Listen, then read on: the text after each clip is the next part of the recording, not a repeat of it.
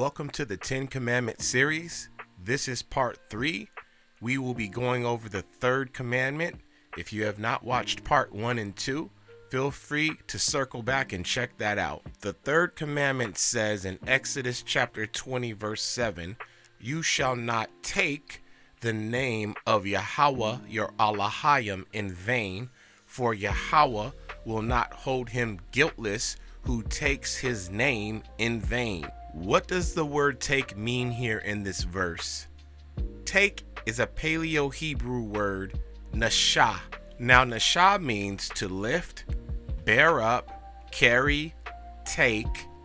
It also means to support, sustain, endure, to be lifted up, to be exalted, to lift oneself up, to rise up, to be taken away, carried off, be swept away. Let's see how nasha is used in a passage of scripture over in Genesis chapter 7 verse 17. Now the flood was on the earth 40 days. The waters increased and lifted up the ark, and it rose high above the earth. That phrase lifted up here is the same Hebrew word nasha. Now that we've went over take, nasha, let's look into name.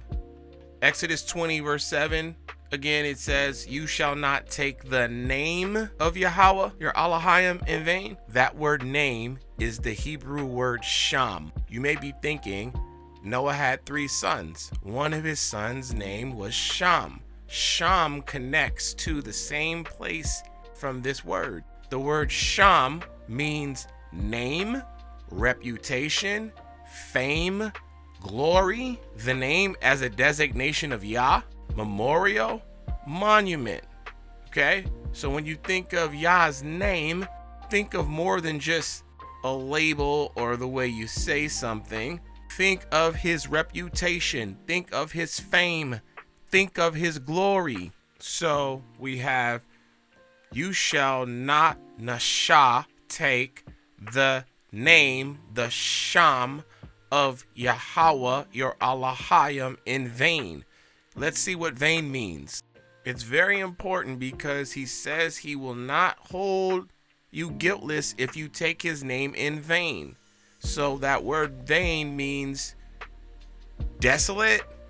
It also means emptiness, vanity, falsehood, nothingness, emptiness of speech, lying, worthlessness of conduct. So Yah doesn't want you lying on his reputation, having emptiness of speech. He doesn't want you in vanity. He doesn't want worthlessness of conduct when it comes to his name, when it comes to his reputation. He doesn't want you speaking falsely, and he doesn't want you speaking lies on behalf of his name, on behalf of his fame, his glory. In essence, don't lift yourself up using his reputation in vain, nor exalt, nor use his reputation to speak falsehood or lies. Let's see how this played out in history according to the scriptures. Now, for context, over in the book of Jeremiah, during the reign of Zedekiah, Yah pronounced that all nations would serve Nebuchadnezzar, king of Babylon, until the time he had said so, and any nation that refused to serve him, they would die. Yah promised he would bring back the nations to their own lands after they served Nebuchadnezzar. Yah had Jeremiah visit other prophets and priests to tell them what he said. Yah also reminded them not to listen to any prophet, sorcerer, or anyone that would lie and say anything in opposition to what he proclaimed. He was also warning them that there was someone trying to get them killed by rebelling. Later that year, a prophet by the name of Hananiah of Gibeon, he spoke before the people and the priests saying this. Let's see what Hananiah was saying over in Jeremiah chapter 28, starting at verse 2. Look what he said. He said, "Thus speaks Yahweh of hosts, the Alahayim of Yashara'al, saying, I have broken the yoke of the king of Babylon. Within 2 full years, I will bring back to this place all the vessels of Yahweh's house that Nebuchadnezzar, king of Babylon, took away from this place and carried to Babylon.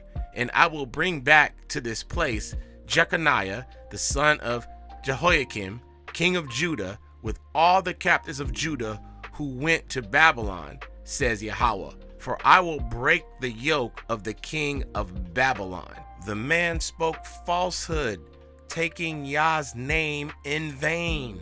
Let's see what was really on the mind of Yah.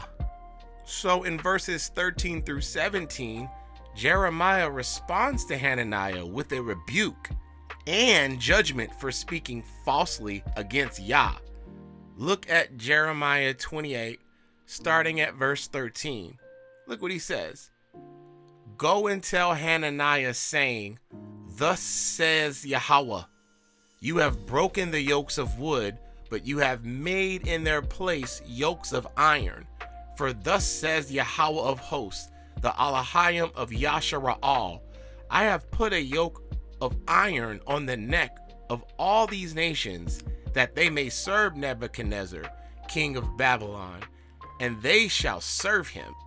I have given him the beasts of the field also. Then the prophet Jeremiah said to Hananiah the prophet, Hear now, Hananiah, Yahweh has not sent you, but you make this people trust in a lie.